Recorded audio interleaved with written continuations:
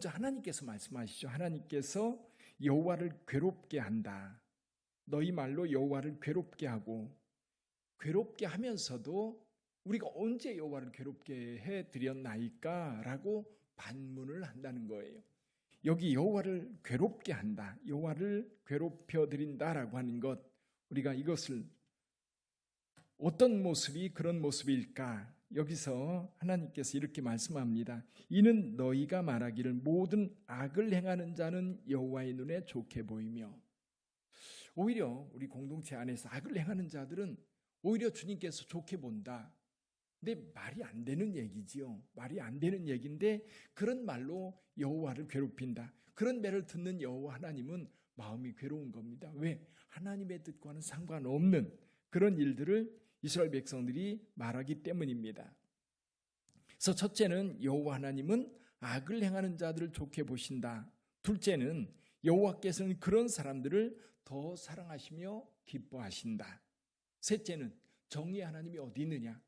그런 말들을 통해서 여호와 하나님을 괴롭히고 있다는 거지요. 하나님이 너무 괴로운 거예요. 그래서 여기 1절부터 주님께서 하신 말씀이 뭐냐면 여호와의 사자를 먼저 보내겠다. 1절을 한번 3장 1절 다시 한번 읽어보지요. 만군의 여호와가 이르노라 보라 내가 내 사자를 보내리니 그가 내 앞에서 길을 준비할 것이요 또 너희가 구하는 바 주가 갑자기 그의 성전에 임하시리니 곧 너희가 사모하는 바 언약의 사자가 임하실 것이라. 여기 보면 내 앞에 사자를 하나 보내겠다. 4장에 보면 엘리야를 보내겠다라고 말씀하십니다. 그래서 예수님은 이 사자가 바로 사도 세례 요한이라고 분명하게 말씀을 하셨었지요. 자, 여기 주의 사자를 먼저 보내서 레위 사람들을 정결하게 하겠다는 겁니다. 하나님을 섬기는 자들을 먼저 거룩하게 하겠다. 여기 보면 은을 연단하는 것처럼 금을 재련하는 것처럼 그렇게 레위인들을 거룩하게 만들어서 하나님의 거룩한 백성으로 세워서 하나님 나라를 섬길 수 있도록 하겠다. 우리 하나님께서는 변함없이 이스라엘 백성들을 이끌어 오셨습니다. 근데 이스라엘 백성들은 뭔가 자기들이 원하는 것이 채워지지 않으면 하나님에 대해서 이렇게 원망하는 것 같아요. 자기가 원하는 것이 채워지면 만족해하면서 하나님을 섬길지 모르겠는데 사실 인간의 욕망이라고 하는 거는요, 끊임없이 하나님을 떠나는 욕망이에요. 하나님과 멀어지는 거예요. 인간의 욕심들은 그런 거거든요. 오히려 사람들과의 관계를 깨뜨리고 그리고 그 욕망을 따라가다 보면 오히려 공동체가 무너지고 서로 사랑하고 섬기는 것이 사라져버립니다. 왜? 각자의 욕심을 채우려고 하니까 싸움과 다툼과 갈등만 일어나는 겁니다. 근데 우리 하나님께서 원하는 건 뭡니까?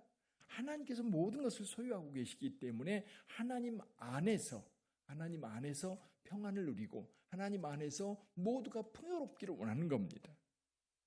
그러나 욕망을 따라 살려고 하는 사람들은 그게 아닌 거죠. 이게 자기 욕구가 채워지지 않으니까 하나님에 대해서도 이런 원망을 하는 겁니다. 여기 5절을 좀 한번 읽어보시죠. 5절 같이 읽어봅니다. 내가 심판하러 너희에게 임할 것이라 점치는 자에게와 가늠하는 자에게와 거짓 맹세하는 자에게와 품꾼의 삭세에 대하여 억울하게 하며 과부와 고아를 압제하며 나그네를 억울하게 하며 나를 경외하지 아니하는 자들에게 속히 증언하리라 만군의 여호와가 말하였느니라. 오늘 여기 5절에서 말씀하는 것을 우리는 보통 불법을 행한다 그렇게 말씀합니다. 불의를 행한다. 하나님의 뜻은 모두가 가난한 자나 또 고아나 과부나 이런 사람들이 그 공동체 안에서 평안하게 사는 것인데 악한 사람들은 그들을 괴롭힙니다. 외면합니다. 오히려 그들의 것 아주 작은 것이라도 착취하려고 합니다. 그런 사회가 아니라 이제 여기 주의 사자를 보내서 이스라엘 백성들을 정결하게 해서 하나님의 거룩한 백성으로 세우겠다 말씀하고 있습니다. 5번째 메시지인데요. 5번째 메시지에서도 하나님께서 말씀하신 말씀이 있습니다. 우리 7절을 한번 볼까요? 7절 같이 읽어봅니다. 만군의 여호와가 이르노라 너희 조상들의 날로부터 너희가 나라의 규례를 떠나 지키지 아니하였도다. 그런즉 내게로 돌아오라.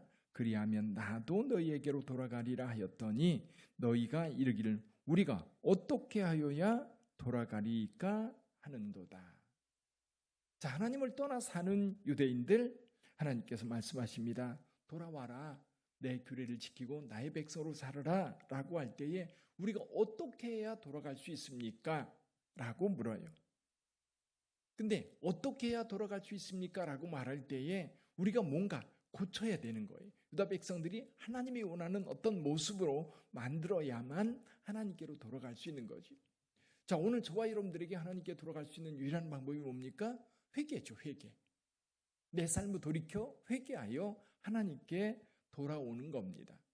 삶에서 악한 삶, 하나님 없는 삶에서 돌이키는 것, 그것이 회개죠. 돌이켜 하나님께로 돌아오는 겁니다. 근데 여기 이스라엘 백성들이 하나님께 돌아오려면 어떻게 해야 됩니까? 라고 물을 때에 하나님께서 8절에서 이렇게 말씀을 하세요. 8절 읽어봅니다. 사람이 어찌 하나님의 것을 도둑질하겠느냐? 그러나 너희는 나의 것을 도둑질하고도 말하기를 우리가 어떻게 주의 것을 도둑질하였나이까 하는도다. 이는 곧 11조와 봉헌물이라. 여기 11조 얘기가 나옵니다. 이스라엘 백성들이 이 시대에, 지금 말라기 시대에 11조 예물을 드리지 않아서 레위인들, 제사장들이 곤경에 처해 있었습니다. 많이 어려웠어요. 근데 하나님께 출애굽을 하면서 출애굽 사건 때 하나님께서 이스라엘 백성들이 한 말씀이 있었지요. 뭐냐면 각 지파에게 땅을 나눠줍니다. 땅을 나눠주면서 한 지파 남겨둬요. 누굽니까? 레위 지파지요. 레위 지파에게는 땅을 나눠주지 않고 나머지 지파들에게 땅을 나눠주면서 11조 예물을 바치라고 말씀합니다. 하나님께 바치면 그 11조 예물을 누구한테 줘요? 레위인들에게 주어서 레위인들의 생업이 되게 하라고 말씀하셨어요. 이 11조를 드리는 이유는 간단합니다. 모든 것이 하나님께로부터 왔다라고 하는 고백이에요. 이게 이스라엘 백성들이 가나안 땅에 들어갔을 때에 그 땅은 하나님이 우리에게 주셨다라고 하는 믿음의 고백이 뭐냐면 11조 예물을 드리는 거예요. 11조 예물을. 여러분 그 고백이 없다면 여러분 11조 예물을 드리는 거는 굉장히 힘들고 부담스러울 거예요. 근데 이 모든 것이 하나님께로부터 주어진 은혜라고 생각하니까 그 중에 10분의 1을 하나님 앞에 드린다? 너무 행복한 일인 거예요. 너무 기쁜 일인 거예요. 그런데 이 유대인들이 지금 가나안 땅에 들어와서 여기 다시 예루살렘으로 돌아와서 살고 있는, 바벨론에서 돌아와서 살고 있는 이들이 시간이 점점 지나면서 그런 의무를 행하지 않았던 겁니다. 적어도 이스라엘 백성들이 하나님을 자기 하나님으로 여긴다면 하나님께 주신 은혜를 생각해야 되고 하나님께 주신 은혜를 받았을 때에 하나님과 이스라엘 백성들 사이에 계약한 게 있어요. 약속한 게 있어요. 그 약속한 것이 뭡니까? 여러 가지 있습니다만 그 중에 한 가지는 하나님을 예배하는 겁니다. 유일한 하나님을 섬기고 그 하나님만 예배하는 거예요. 왜? 그 하나님이 그들에게 땅을 주셨고 그들에게 복을 주셔서 그들이 가나안 땅에서 살 수 있게 하나님께서 은혜 베풀어 주셨거든요. 또 한 가지는 하나님을 예배하는 것과 함께 이 공동체가 잘 살아가려면 필요한 것들이 있는데 그 중에 한 가지가 뭐냐면 하나님의 백성으로 살 수 있도록 여러 가지 가르치기도 하고 그리고 하나님의 성전을 섬기기도 하고 그러면서 살아가는 레위인들이 있었어요. 레위인들이. 이 레위인들이 여유 있게 살아야 됩니다. 레위인들이 여유 있게 살아야만 그들이 하나님의 백성으로서 살 수 있도록 도울 수 있는 거거든요. 근데 레위인들이 살려면 어떻게 해야 됩니까? 다른 12지파가 11조 예물을 잘 드려야만 되는 겁니다. 11조 예물은 첫째는 은혜입니다. 은혜. 하나님께서 모든 것을 주셨기 때문에 내가 11조 예물을 드릴 수 있는 거고요. 또 하나는 뭐냐면 공동체에 대한 책임이에요. 공동체에 대한 책임. 그래서 우리 성전에 섬기는 레위인들 그리고 각 지파에 같이 나눠져서 하나님을 섬기는 레위인들을 이제 여유 있게 살 수 있도록 11조 예물을 잘 드리면 레위인들이 하나님을 잘 섬기면서 백성들을 또 잘 섬기게 될 겁니다. 근데 레위인들이 먹고 살기가 힘든 거예요. 영적으로 타락할 때에 이런 일들이 벌어졌어요. 특히 사사시대 같은 경우도 레위인들이 먹고 살기 힘들어가지고 유리방황하는 경우가 많았습니다. 이 시대도 마찬가지였던 거예요. 그래서 유다 백성들은 그것을 하나님께 드려야 될 이 11조를 드리지 않는 것은 당연히 해야 될 일을 안 하는 것이고, 한 걸음 더 나가면 결국 하나님의 것을 도둑질한 것이다. 극단적으로 표현하는 것. 여러분, 하나님께 드릴 것을 드리지 않으면 도둑질한 거지요. 하나님께 드려야 될 마땅한 것, 이건 하나님과의 약속한 것이고, 그리고 하나님의 것이라고 하는 이스라엘 백성들의 기본적인 고백을 무시하는 거예요. 이 모든 것은 하나님께 주셨습니다. 그들이 바벨론에서 돌아올 때에도 얼마나 하나님을 찬송하며 기쁨으로 하나님께 영광 돌렸을까요? 하나님께서 우리를 해방시켜 주셨다. 남방의 하수를 돌림같이 우리를 돌려주셨다. 그러면서 그렇게 하나님께서 그들과 함께 하셨다고 찬송했는데, 결국 그들의 삶이 지나가면 지나갈수록, 시간이 지나면 지날수록 하나님은 그들 삶 속에 점점 배제되고 없어져 버리는 거예요. 우리만 남는 거지. 그래서 하나님께서 한 가지 약속을 합니다. 10절 말씀 같이 읽어보죠. 10절 시작. 만군의 여호와가 이르노라, 너희의 온전한 11조를 창고에 들여 나의 집에 양식이 있게 하고 그것으로 나를 시험하여 내가 하늘문을 열고 너희에게 복을 쌓을 곳이 없도록 붙지 아니하나 보라. 그러면서 11절에서 말씀합니다. 만군의 여호와가 이르노라, 내가 너희를 위하여 메뚜기를 금하여 너희 토지 소산을 먹어 없애지 못하게 하며 너희 밭의 포도나무 열매가 기한 전에 떨어지지 않게 하리니. 우리 하나님께서 그렇게 보호해 주셔서 풍족하게 만들어 주시겠다 말씀하십니다. 사랑하는 성도 여러분, 오늘 우리도 11조에 대해서 굉장히 뭐랄까요? 어떤 분들은 너무나도 자연스럽고 너무나도 기쁘게 하나님 앞에 드리지만, 또 어떤 사람들은 이게 굉장히 부담스럽고 힘들어하는 경우가 있어요.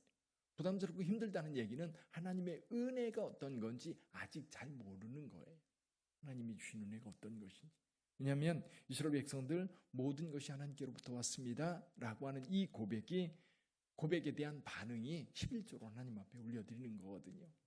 그래서 여러분, 하나님께서 우리에게 주신 그 은혜에 대해서 우리는 여러 가지로 반응을 해야 돼요. 하나님을 예배하는 것으로 반응하고, 하나님의 말씀에 순종하는 것으로 반응하고, 그리고 내게 있는 수입의 11조를 하나님 앞에 드림으로 반응하고, 또 우리 주변에 있는 공동체, 우리와 함께하고 있는 공동체, 우리 교회 안에 뿐만 아니라 교회 밖에 고통당하는 이들이 있을 때 기꺼이 나의 것을 그들에게 나눔으로 인하여 하나님의 백성으로서의 의무를 다하는 거지. 그런 은혜가 여러분들 가운데 있기를 주님의 이름으로 축복합니다. 오늘 11조의 물, 그리고 하나님에 대해서 오해하고 있는 것들 말씀을 나누었습니다. 우리 하나님은 공의로우신 분입니다. 우리 하나님은 온 세상을 평화롭게 인도하시기를 원하시는 분입니다. 그리고 주의 백성들을 풍요롭게 이끄시기를 원하시는 분입니다. 그런데 우리 욕망을 채우려고 그 하나님의 은혜를 저버린다면 그건 불의한 자이고, 그리고 하나님의 은혜를 알지 못하는 자가 되는 거지요. 그래서 오늘 주의 은혜를 다시 한번 깊이 생각하면서 내가 하나님 앞에 해야 될 일이 어떤 것일까, 그것을 성실하게 행함으로 구원받은 하나님의 백성으로서의 삶을 온전하게 살아내는 저와 여러분들이 되기를 주님의 이름으로 축복합니다. 기도하겠습니다.